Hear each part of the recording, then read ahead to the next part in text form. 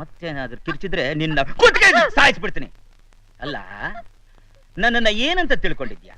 ನನ್ನನ್ನ ಏನಂತ ತಿಳ್ಕೊಂಡಿದ್ಯಾ? ನನ್ನ ಏನ್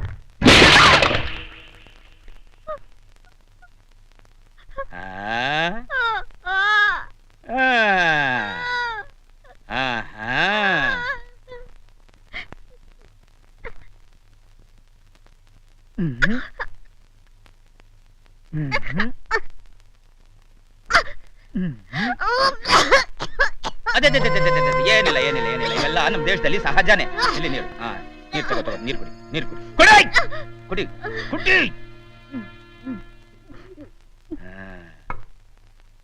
ಜಾಣ ಮರಿ, ಈಗ ಗಪ್ ಚಿಪ್ ಅಂತ ಹೊಟ್ಟೆ ತುಂಬಾ ತಿಂದ್ಬಿಡು.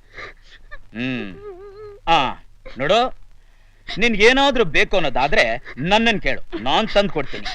ಅದನ್ ಬಿಟ್ಟು ತಪ್ಪಿಸ್ಕೊಳಕ್ ಏನಾದ್ರೂ ಪ್ರಯತ್ನ ಪಟ್ರೆ ನನ್ನ ಹಳೆ ತಲವಾರ್ ತೆಗೆದು ಹಂಗೆ ಸಿಗದು ಬಿಡ್ತೀನಿ. ಹೊಸ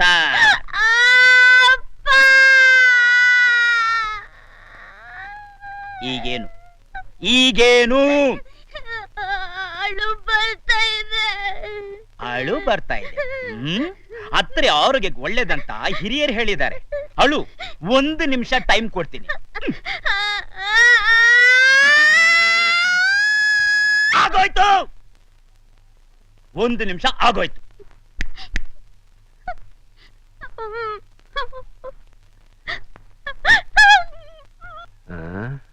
ಪೊಲೀಸ್ನವ್ರಿಗೆ ಹೇಳೋಣ ಅಂದ್ರೆ ಅದು ಅವಮಾನ.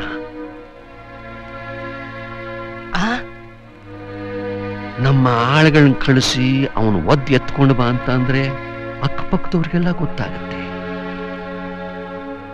ಇಲ್ಲ, ನಮ್ಮ ಮಾದನ್ ಕಳಿಸಿ ವಿಷಯ ಏನು ಅಂತ ತಿಳ್ಕೊಂಡು ಬಾ ಅಂತ ಹೇಳೋಣ ಅಂದ್ರೆ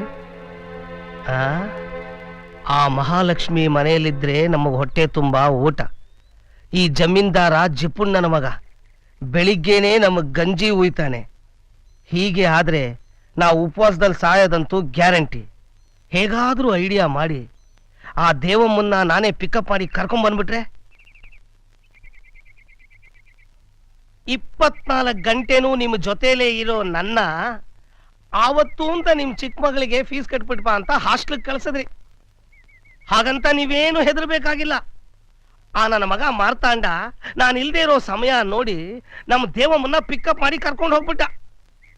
ನಾನು ಅವನಿಗಿಂತ ಯಾವುದ್ರಲ್ಲೂ ಕಮ್ಮಿ ಇಲ್ಲ, ಎಲ್ಲದರಲ್ಲೂ ಜಾಸ್ತಿ. ನೋಡ್ತಾ ಇರಿ, ನೀವು ಕಣ್ಣು ಮುಚ್ಚಿ ಬಿಡೋಷ್ಟರಲ್ಲಿ ನಿಮ್ ಮಗಳು ನಿಮ್ ಮನೇಲಿ ಇರ್ತಾಳೆ.